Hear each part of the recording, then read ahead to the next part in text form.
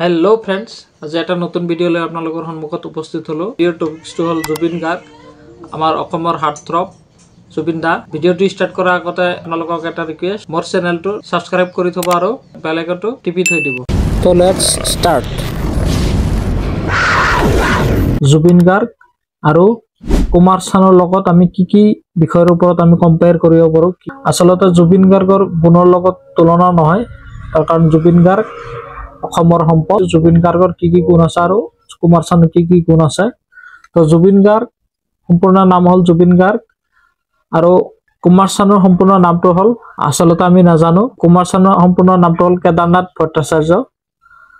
তো আৰু যিটো মঞ্চৰ নাম কুমাৰ চানু বুলি জনা যায়। জুবিন গাৰ্গৰ জন্মস্থান হ'ল অসম আৰু কুমাৰ চানুৰ জন্মস্থল হ'ল কলকাতা, পশ্চিমবংগ। জন্ম বছৰ, জুবিন গাৰ্গৰ জন্ম হৈছিল 1972 চনত আৰু কুমাৰ চানুৰ জন্ম হৈছিল 1957 চনত। মূল সংগীত ভাষা জুবিন গাৰ্গৰ অসমীয়া, হিন্দী, বাংলা, মণিপুৰী, ত্ৰিপুৰা, বড়ো। কুমাৰ চানুৰ সংগীত ভাষা হ'ল হিন্দী, মূলতঃ বলিউড বা বাংলা। সংগীতৰ ধৰণ, জুবিনৰ সংগীতৰ ধৰণ আছিল বহুমুখী গায়ক, ৰক, ফিউজন, লোকসংগীত, আধুনিক, বলিউড।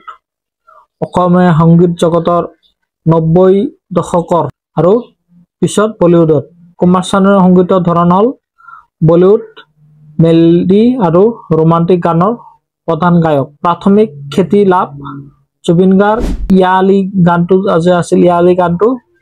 2006 চনত গেংষ্টাৰ চিনেমাত প্ৰথম গাইছিল আৰু কুমাৰ চানুৱে বলিউডত 1990 দশকত আশিক, সাজন, দিল হে কি মানতা নেহি আদিৰে।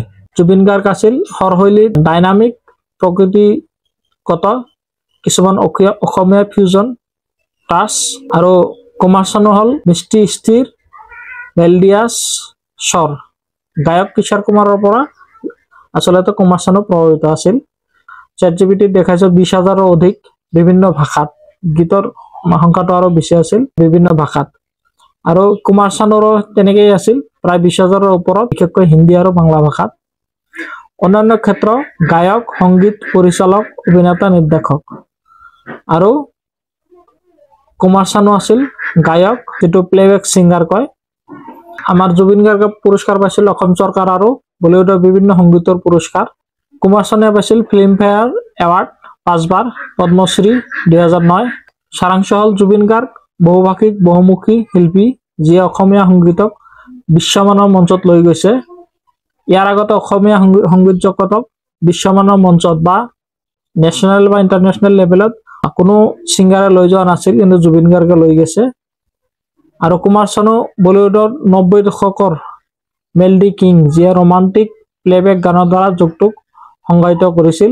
বলিউডৰ ৰোমান্টিক ষ্টাৰ বুলি জনা যায় কুমাৰ চানু। আৰু জুবিন গাৰ্গে যিবিলাক গান গাইছে, এইবিলাক গান বহুভাষিক, বহুমুখী শিল্পী, যি অসমীয়া সংগীতক বিশ্বমানৰ মঞ্চত লৈ গৈছে।